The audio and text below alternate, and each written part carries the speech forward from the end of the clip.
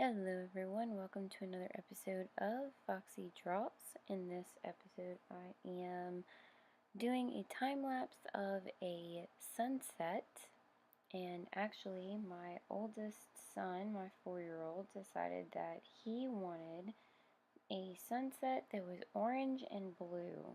So since I take most of my artistic inspiration from my kids, I figured that this time it might be really cool if I let him pick the colors that I was going to be using for said piece.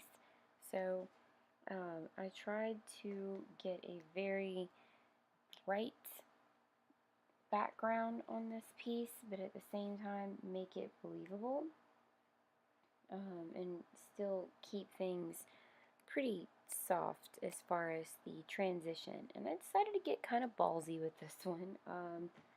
I made some mountains, and I have not really done a whole lot of mountains like that. So I'm using a palette knife and really kind of pulling the paint around in order to lay down a good foundation.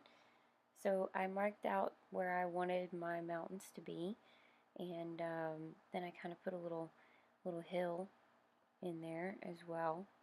So I knew where I wanted everything, and then I just left them alone. That way I could work on the water before the primer coat that I had applied, the white, started to dry too much, and I could really get the reflections of the water, and I could let the mountains dry.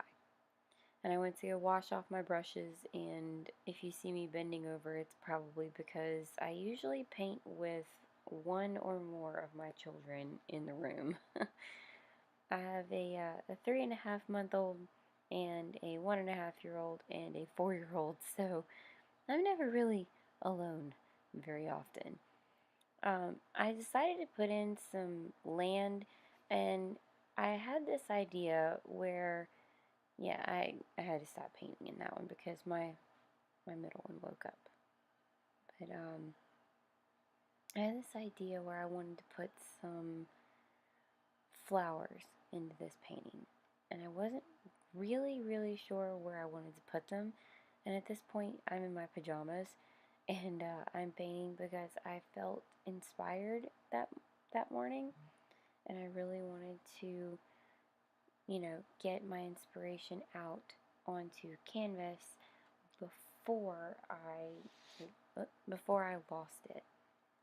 So I really wanted to get this little field of flowers and this cute little, I don't know, I guess valley.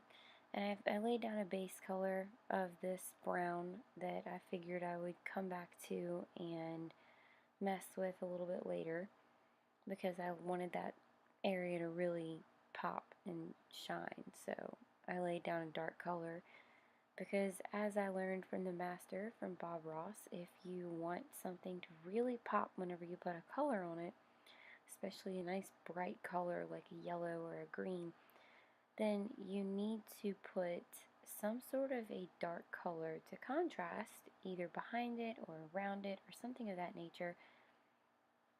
So that's what I did, and in that off camera time I was mixing paints together. I try to capture every bit of my creative process, but sometimes I just can't.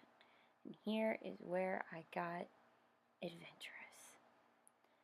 I love wildflowers, yellow and white, and just they're free, and they have all this wonderful freedom, and they're all happy, and I wanted to convey, the vibrance and the happiness of my child in this painting.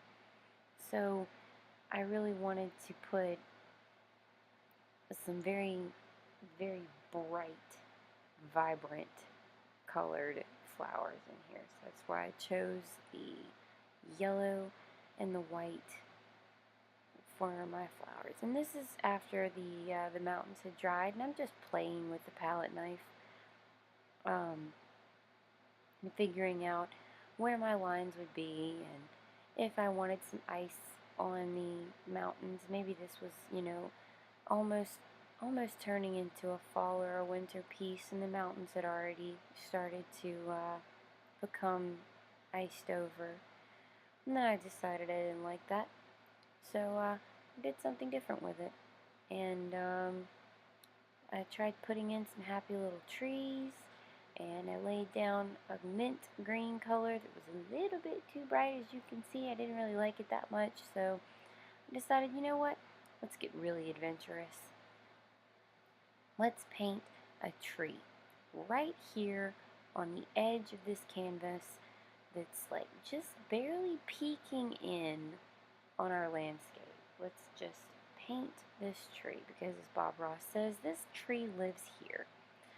And I like to think of this as me having a little window into another world almost whenever I paint or draw. So in this little world, I thought this tree can just be looking right in, and there's a happy little bush. And then I put some more happy little trees in the back. But I figured that the tree that was just peeking in, he had a friend. And now this part of the process is I don't normally frame my work, so this is something you don't get to see very often because I go back and I paint the outside of the canvas with a color that I think goes well. And since there was a happy little tree on the side, I chose brown. And I decided that I was going to paint the edges of the canvas brown, so I just worked that around, and it makes it look a little bit less, I don't know, bare on the sides. And this actually takes quite a while. I like to do this after my painting because then I have a better idea of what colors I'm going to be using. And that was actually very difficult. So then I signed my piece, and I've gotten pretty good at my signature on this now. And I wanted to hang it up that way whenever I get